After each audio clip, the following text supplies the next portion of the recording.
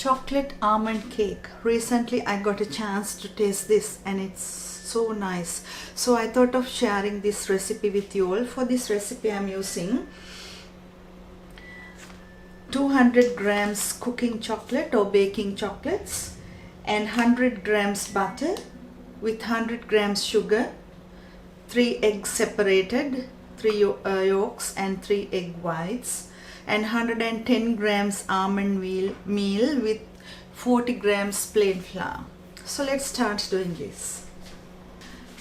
Add the egg whites into a mixing bowl. The mixing bowl has to be very clean, and into that add about a tablespoon sugar and whisk this until it comes to the soft peak.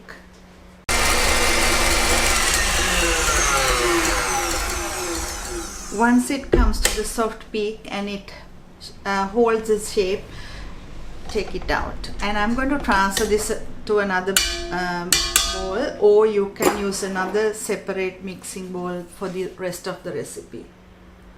To do the next step, add the butter into the same mixing bowl or into a separate one. Add the sugar and cream this until it's nice and soft, fluffy. Meanwhile, melt the chocolate in a microwave proof glass bowl or even ceramic bowl. Put the butter and sugar into a mixing bowl and melt the chocolate in a bowl separately. While mixing, reduce the speed and add 1 egg yolk at a time and whisk it well.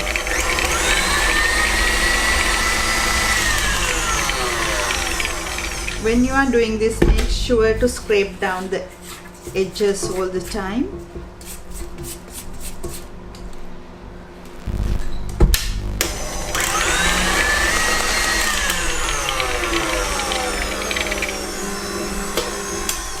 After, add the melted chocolate bit by bit and start whisking again.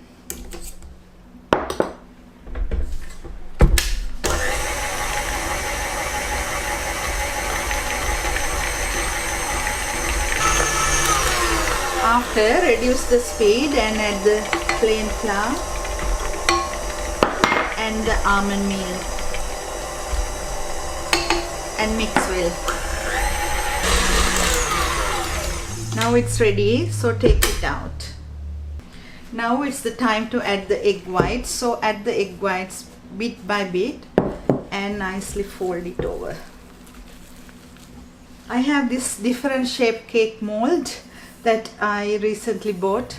It's a hemisphere one, so I'm going to try this in this cake pan. So let's put that in and spread it nice and even. Bake this on 170 about 30 to 40 minutes or until a skewer inserted comes out clean. So the chocolate and almond cake is ready and it's a really soft and moist cake, but I'm going to do a chocolate ganache. If you are going to give it to someone or making it for a friend, it's best to do a nice ganache on top. Let's do the ganache now. For that I am using about 100 grams melting chocolate and I'm going to add 3 tablespoons cream in it and going to melt it in the microwave. So let's do a nice ganache. For that I'm using 100 grams melting chocolate and going to add about a tablespoon cream and going to melt this in the microwave about 1 minute. So you need to put the cake on a wire rack and then add the melted chocolate onto the top and let it just drip all around. Make sure to cover the whole cake with the chocolate, and you can always use the leftover chocolate for something else. After, using a spatula, slowly get the chocolate down and spread nice and even. If not, there will be some chocolate lumps on top. And leave it to cool down after. And when you are working with chocolate, the chocolates are different from brand to brand. So when I say 1 minute, it's the one I use. Sometimes your chocolate may be 30 seconds. So always read the packet instructions before you microwave it, and don't do it at once. You need to take it out, mix it, and put it back in the microwave after. So I'll leave this to cool down and I'll show you how it looks like.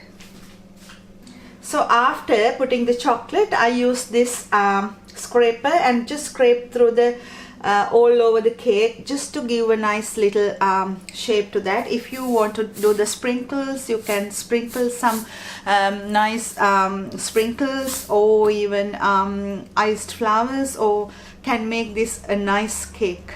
So I'll cut it after.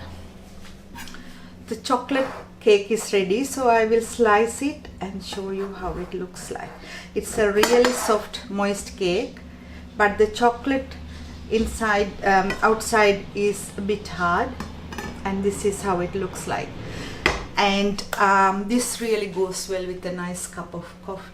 And my recipe is always 100% guaranteed, and you can get the recipe from my blog culinarycorner.net. Thank you.